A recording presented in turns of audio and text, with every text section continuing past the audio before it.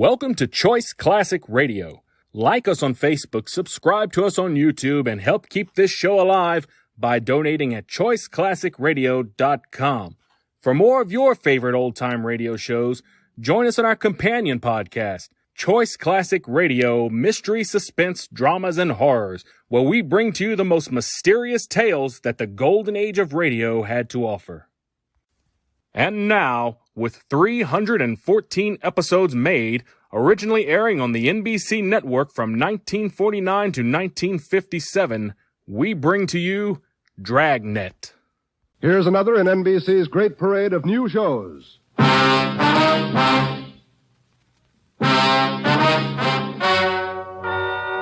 and gentlemen, the story you are about to hear is true. Only the names have been changed to protect the innocent. NBC brings you Dragnet.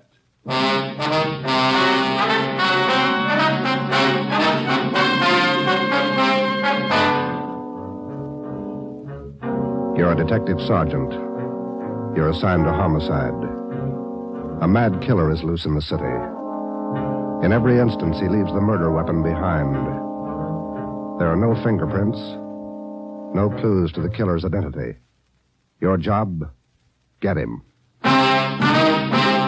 Dragnet, the documented drama of an actual crime, investigated and solved by the men who unrelentingly stand watch on the security of your home, your family, and your life.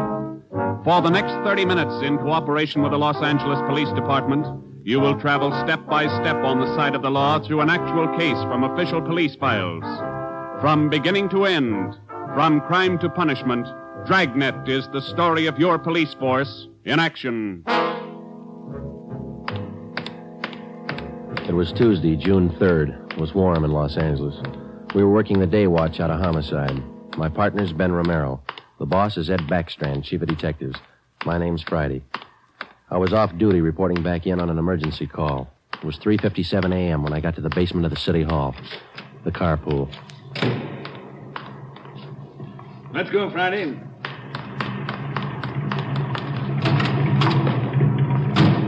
Sorry to call you back in. Couldn't be helped. All right, Ben. Okay, Skipper.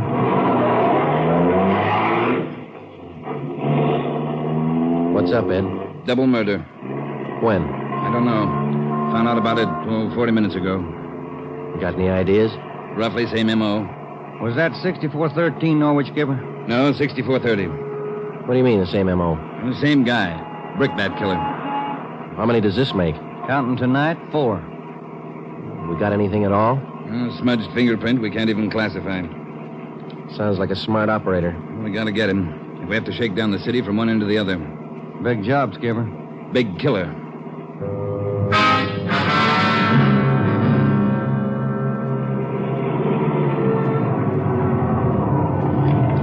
At 4:26 a.m., we pulled up in front of 6430 Norwich Drive, a small group of bungalow apartments facing on an oval-shaped garden court.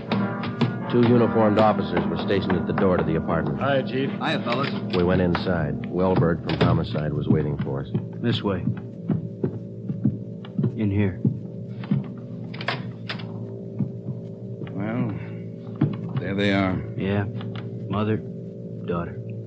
Joe, on the floor beside the bed. Yeah, a red brick.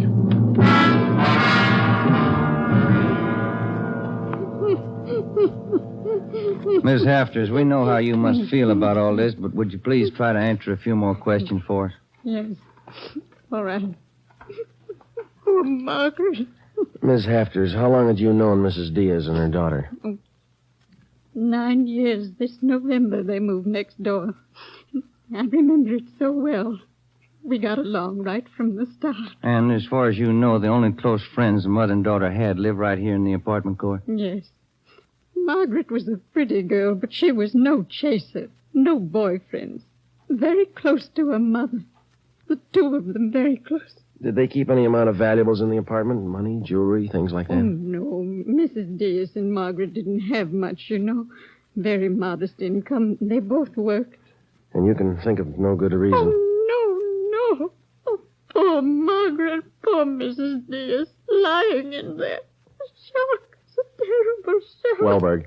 Yes, Sergeant. Would you show Ms. Hafters back to her apartment? Sure, Sergeant. Thank you, Miss Hafters. We appreciate it. Yes, thank you. Oh, Margaret. Oh, my dear. Well, Joe? Let's check with Ed. He's back in the bedroom. You get anything from the neighbors? The usual, Ed. No jealous boyfriends, ex-husbands, nothing like that. Boys find any evidence yet, Skipper? Well, still working on it. You got any theories? Well, we know the killings were all done by the same guy. Mm-hmm. Cuts the same pattern out of the window screen. Cuts the same pattern with a glass cutter out of the window. Reaches in and flips the locks. All right, where's that leave us? And before he gets inside, he makes sure there are only women in the house. That means he probably watches the house for a few days. Yeah. Once he gets inside, he wants only one thing, to kill. He's never taken any valuables. As far as we can tell, he's never searched for any. What kind of a man works like that? I think the guy's kill crazy. Hey, fellas, Yes, Donner? here's a break. 2 fair prints. 1 thumb, 1 forefinger. What'd you get, Pete? Only got 9 points. Not enough to go into court, but enough to make him. We'll know him when we get him. Yeah. Found the prints on the lens of the old lady's eyeglasses.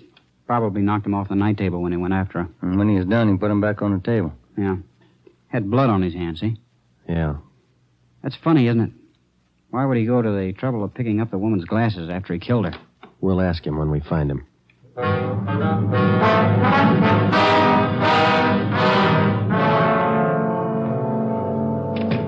Hi, Ben. Joe. Might have something for you. We can use it, Lee.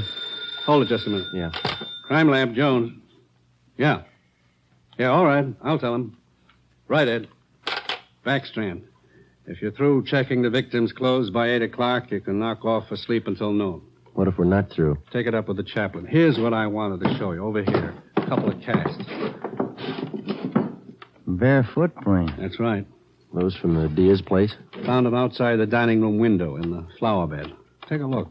Mm-hmm. Good cast. Size 9. 10. Missing toe there, huh? Left foot, first toe. That's lucky. Well, then the guy took his shoes off before he went in that house. That's the way it looks. You leave any other prints, Lee? 3 with the shoes on. Here they are. Here. Yeah. How would you say the guy is built, Lee? Oh, from the impression, pretty heavy man. There's no full length of stride, or I might give you an idea of his height. How about the bricks, Lee? Here they are, all 3 of them. Used this one in the first murder, this one in the second, this one last night. Leaves them around like calling cards, and there's no way to check them. You'll never get a fingerprint off a common red brick like this, Ben. Surface is too rough. Well, we got an idea of his weight. We know that the first toe's missing from his left foot. That's something. The one we had yesterday. We can check that missing toe in the amputation file, Joe. Yeah. Well, we better get back. Pete ought to have those prints ready, too. Thanks a lot, Lee. Okay, fellas. Say, they post the bodies yet? Yeah, they're doing it now. Same as the first 2. The brain? Concussion, hemorrhage. They didn't have a chance. Hold it a minute. Crime Lab Jones. Sure, just a minute. Either one of you fellas. I'll get it, Joe. Okay. Yeah, Romero. Yeah. Good, we'll be right over. They got a make on those 2 fingerprints.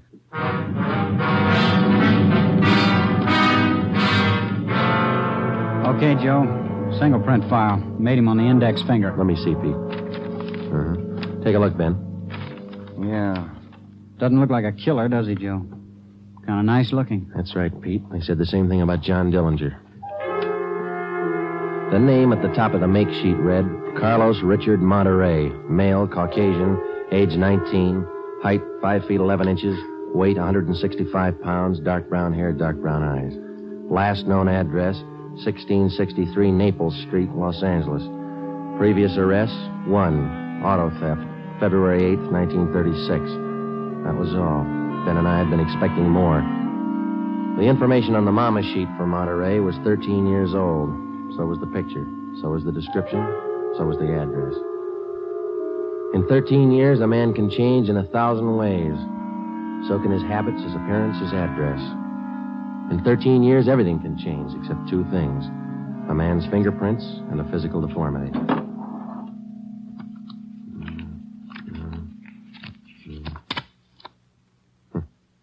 Missing toe on left foot. Carlos Richard Monterey.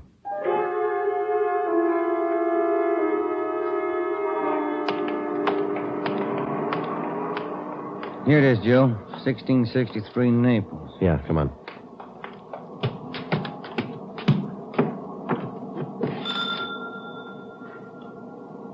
Somebody's coming. Mm-hmm. Yes? What is it? We're police officers. We'd like to ask you a few questions. Oh, yes. Would you like to come in? Thank you, ma'am. Yes? Would you mind telling us your name? Monterrey. Isabel Monterrey. What is it you want? You're married? Yes. My husband is Francisco Monterrey. Would you explain why you are here? We thought you might be able to help us. We're looking for a man named Carlos Monterrey.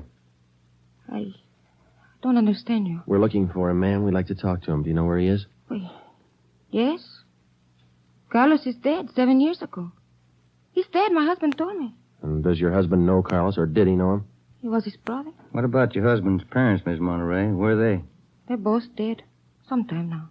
Have you ever met Carlos? No, never. I have only heard of him. What have you heard of him, Miss Monterey? Do not ask me. This is important, very important. Francisco would not like it if I told you. It's important, Miss Monterey, believe us. Carlos, he's sick. His mind. For 8 years, Francisco has not seen him, not heard from him. He thinks he's dead. But he only thinks so, Miss Monterey. No one has told him his brother's dead. He just thinks so. What else is there to think? Where's your husband now? At his work, the store, Rivera Street near Main, grocery, Monterrey Cartwright grocery.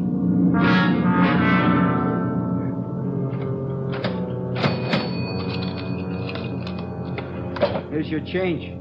Thank you, Mrs. Myers. Now, look, officers, you know how it is.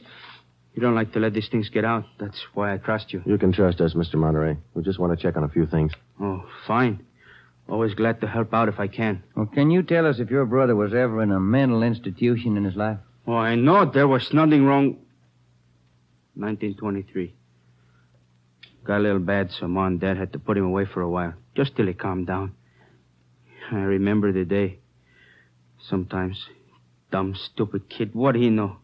Standing there by himself in the train, crying. The public nurse, stupid way he cried. What do you do? I cried, too. I was only 10, Sergeant. I saw him go. He was alone. Later on, Mr. Monterey, your brother was released from the state institution. Yeah, he was 16. And then he started running around, playing tough, carried a gun, lived by himself. He never came around. He dropped from sight about 1938. You haven't heard from him since then? Nothing. Never seen him. Do you know of anybody who might have seen him? Ooh, there was a girl he had. Anita something. On Soteo Street. Anita Martin, yeah, that's it. Soteo Street. Maybe she's seen him. Ask her. Maybe she's seen him. Carlos Monterrey? Not in a year. Last March he was in. When I was working at the Peacock, down on South Main. He came in, we talked for a while. That was all. And you haven't seen Carlos for the past 2 months or so? I tell you, no. Has he written to you? Has he phoned you? Once, 3 weeks ago, he phoned. Here. He left a message with my girlfriend. But he didn't call back again. Now, that's it. That's all I know. Thank you, Miss Martin. Here's our card. If he does call, well, you'll let us know. Yeah, I'll let you know. You liked Carlos, is that it, Anita? Like him? No, I didn't like him. He was funny. But he was nice. You know, I pitied him. Why did you pity him, Miss Martin? Well, he was a good fellow who was strange. He could smile, you know. He had a nice smile, but you could tell he was never laughing. There was something in his mind. Something... Oh, I don't know.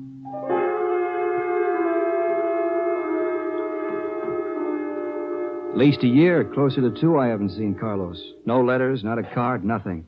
He was in the East the last time I heard. When was that? A year ago, January, I was in here. He sent me a calendar.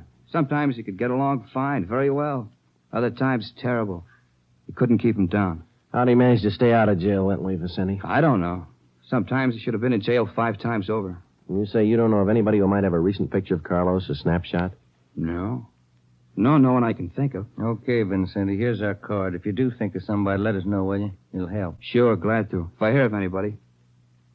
What kind of a day is it outside? Hot? Hot.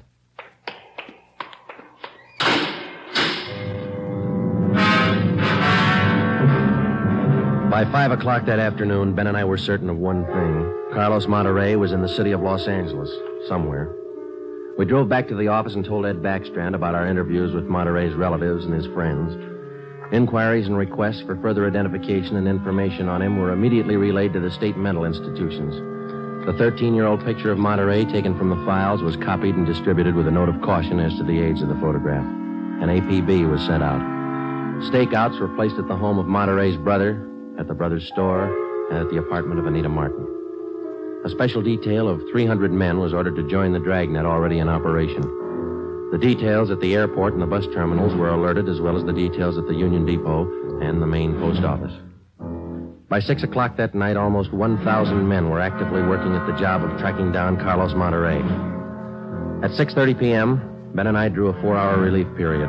We drove out to Ben's place, and his wife fixed us some dinner. At 10:30 that night, we reported into the office, picked up Ed Backstrand, and we drove out to join the manhunt. Unit 32R on the corner of South Flower and Loomis, the 390W, KMA 367. Unit 12A, code 1. 66A at 864 Wall Street. See the man about a 507, KMA 367. Unit 42, 5430 East Grand, apartment 10, 311, KMA 367. We cruised with the Dragnet operation until 5 o'clock that morning. Ben and I took turns driving. Actually, the tremendous job of scouring 500 square miles of city for one man was only beginning. Unless there was an unexpected break, the search for Carlos Monterey could wear on for weeks. It did. Night after night, the manhunt went on, and day after day. There was no break. 16 days later, on a Sunday night, I went to bed early. I read a while, and then I turned off the lamp and went to sleep.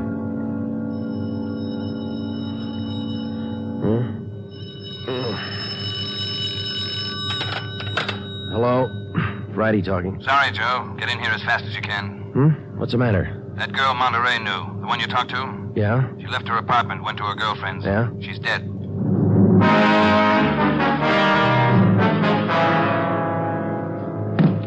There it is. Ordinary red brick. Found it by the body. How long's she been dead, Skipper? Well, she was seen alive about an hour and a half ago. Got 3 bare footprints, good length of stride. Found them down in the lot beside the house. What do they look like? Same guy. First toe missing from the left foot. The same weight impression. Should be about 5'11". That checks out with what you got, doesn't it? All right, so it's the same guy. What about those shoes we found, Lee? Yeah, they correspond. They were impregnated with foreign matter. What'd you find? Particles of lettuce leaf, dry onion skin, traces of red cabbage. Maybe a vegetable counter. Maybe. What about the city wholesale market down on Front Street? What about any market in Los Angeles? No, Lee, that wholesale market is big enough to hide anybody. Hundreds of transients work in there. Some of them even sleep there. For a guy like Monterey, it'd be perfect. That's a fair guess. Check it when it opens. They open at 2 a.m. 2:30 now. All right, get back to the office and pick up as many extra men as you need. Get down there right away. Okay, Ed. Now, you know he's a rough one, so watch it. On Monday, June 23rd, at 2 minutes past 3 a.m., we pulled up at the city wholesale produce market. With the exception of 54 police officers in plain clothes who mingled with the buyers and sellers, business went along as usual. The market itself covered almost 3 square blocks in the lower part of the downtown area. It was divided off into hundreds of individual stalls by flimsy wooden partitions. To make the search even tougher, the place was crowded. For the first 45 minutes, we had the men circulate at random through the crowd on the chance that one of them might spot Carlos Monterey from the 13-year-old picture. It didn't happen. After that, we started a systematic canvass. We talked to the customers, we talked to the managers of the different booths, we gave them Monterey's description, we showed them his picture. Nobody recognized him. We checked the employment records one by one. Not a sign. Sorry, Sergeant. I'd like to help. I've never seen the guy. Okay, Mr. Snyder, thank you. We sure picked the sweet jobs, don't we? Oh, yeah, we could spend a year at this. Oh, Sergeant Friday. Yeah, Kamansky. Did you find something? Guy at the booth over there against the far wall. Thinks he might have hired Monterey a couple of days ago. Come on, Ben. Where? Over there, Sergeant. You showing Monterey's picture? Yeah, he thinks it might be him. Mr. Fresnetti, this is Sergeant Romero, Sergeant Friday. Yes, I told your boy, Sergeant.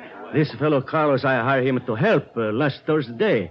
Big rush for me now, so I hired him. You sure he's the man? In the picture? I think so. A little older, maybe. Oh, but I know faces. He's the man. You're looking for him? You say you hired this man last Thursday? That's right. It's a big rush for me now in the morning. I hire him Thursday. He worked Thursday, Friday, Saturday. But he don't show up this morning, so I got no use. Too many men to pick from. He don't show up, I let him go. What kind of work did he do for you? Same as he did for Schiller down there. Heavy work. Moving the stores, cleaning up. What kind of produce does Schiller handle, Mr. Franzenetti? Fancy, very fancy vegetables. Choice. New potatoes, expensive red onions. Schiller sells to the big hotels. Does Schiller handle brown onions, Mr. Franzenetti? Oh, only the best. Big dealer that Schiller sells it to the big hotels. How long has this Carlos been working around the market? Oh, I don't know. Is it just like the rest? First he worked for me, then Largo Massini, then Schiller. Hey, why are you looking so hard for him? He stole something? He murdered somebody. Him? Mamma mia, murder. Do you have any idea where Carlos lives? Oh, me? No. And if he comes back here, I tell him to get out. I got nothing to do with this trouble. No, you'll tell him nothing, Mr. Franzenetti. Here's our card. If you see Monterey again, call us. Say nothing to him. Oh, sure. I remember. Joe, call the chief at the office, will you? Message just came in. Thanks, Al. Come on, Ben. Yeah, there's a phone booth. See? No, I don't. Where? Straight ahead, little left. Oh, yeah. You got a nickel? Let's see. Oh, yeah. Yeah, there you are. Thanks. I'll see what Ed wants.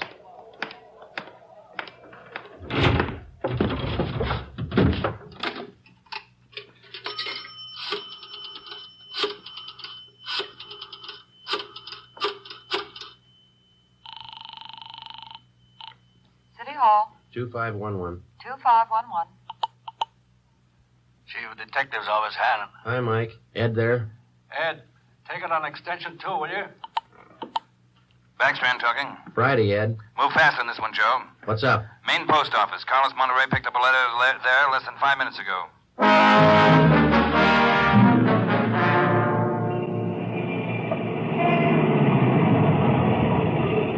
Come on, Ben. There's Ed over there with Wellberg. Yeah. Traffic short jammed up around here. Hi, Ed. Friday, Romero, you all set, Wellberg? All set, Chief. Spring Street to San Pedro. Sunset the first. Got it covered. Good. What's the story? Post office detail tipped us off. 5 minutes after 8, a man answering Carlos Monterey's description picked up a letter at the general delivery window. That was 16 minutes ago. Who spotted him? Sam Lane. Got a look at him just as he was leaving the window.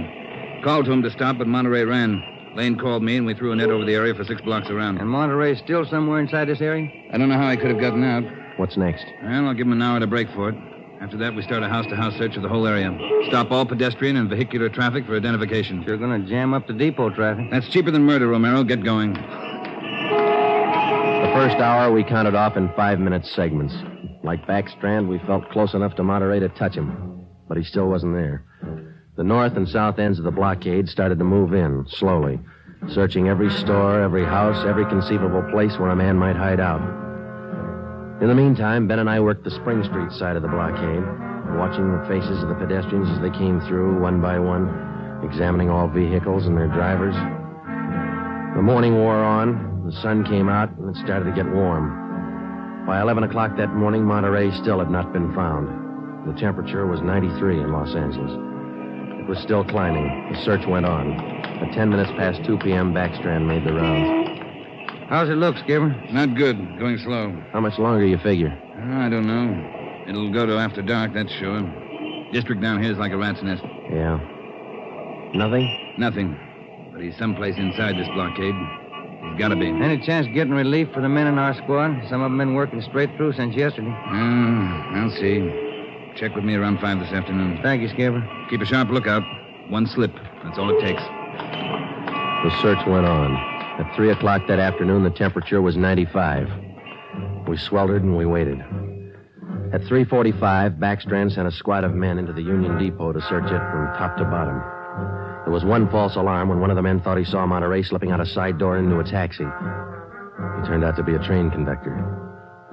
At 25 minutes past 4, Backstrand passed along the order to our detail to start moving in, house by house. It was a tedious job, and it went slow.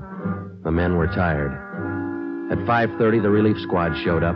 Ben and I stayed on. After another 2 hours of house-to-house searching, the trap was narrowed down to a 3-square-block area, a single block wide and 3 blocks long. It started to get dark. Backstrand ordered out batteries of floodlights. By 8 p.m., the cordon closed in around the last 2 square blocks. Lines are all set, Skipper. Ready to move. Good. What do you think? Well, we'll know pretty soon, one way or the other. Frank, keep that traffic moving. All right, you two, get going. See you later, Skipper. Joe, let's take a look in here. Okay. Sure is an old building. Yeah. Where'd Kamansky go? I don't know. He's here a minute ago. Oh, wait. There's his flashlight. Down at the end of the corridor there. He's signaling. Yeah, come on. Kamansky? Yeah. Down below, Sergeant, in the basement. Come on. Monterey? He's been there, I think. Here, this way. Where? Over here. Now watch your step. The light's bad. Here he is. Says he's the janitor. Oh, my head. He's been slugged. All right, come on. How'd it happen? Can you tell us? Yeah, a big man hit me. I came down to empty the baskets. He hit me and ran. Ran over to the new building. The new building? Is that the one next door? Yeah, just a few minutes ago. Nobody's come out of this building for the past half hour. Every door in the place is guarded. No, not the doors. He went through the tunnel. I saw him. Over there's the tunnel. I'll take a look, Joe. Yeah, the tunnel connects the two basements. Same company, old building, new building. The tunnel connects the basements. Joe, come on. Yeah. Kamansky, get out to Backstrand. Tell him what's happened. Right, Sergeant. And call an ambulance. Right. All right, Ben. Through the tunnel. Watch where you're going. The light's bad. Yeah, it is. That a door up ahead there? Yeah, I think so. Yeah. Let's go. Good. There's a stairway. Come on.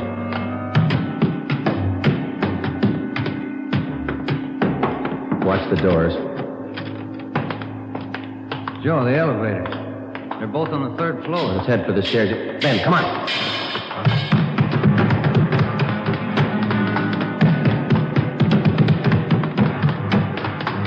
One more floor. Yeah, right. Come on, hurry. Yeah. Look, top of the stairs. There he goes. All right, hold it, you. Stuck in the elevator. Joe, he's going down. Well, we'll never make it on the stairs. Joe, look. This other elevator. The control lever's bent. Let's try it anyway. Yeah. All right, kick the control lever. Kick it, Ben. That's good. All right, Ben, knock the lever back. Come on, quick. Yep. What's the matter? Joe, it's jammed. We're going past. All right, let's kick it. Here. There, that does it. Can you reach the door control? Wait just a minute. I'll see.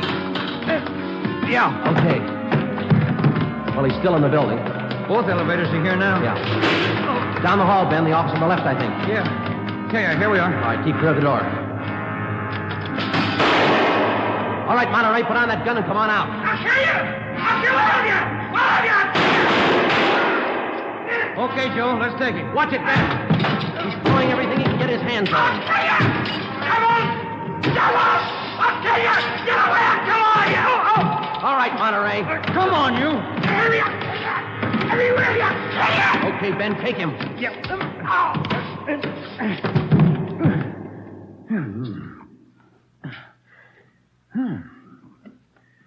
Nice looking guy.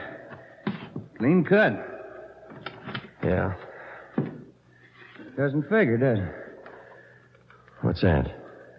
My wife would say he doesn't look like a killer, does he? What's a killer supposed to look like?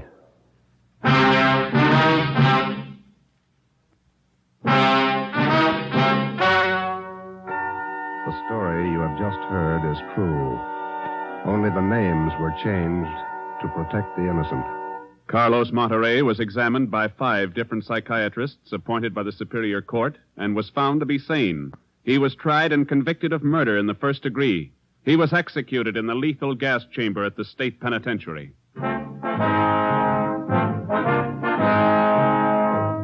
You have just heard the 17th in a new series of authentic cases from official files.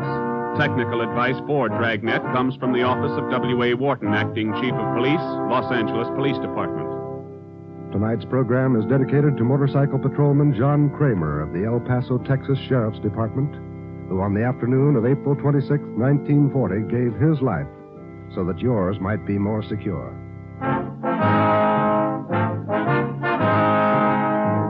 Dragnet came to you from Los Angeles. Your tune for the stars on NBC.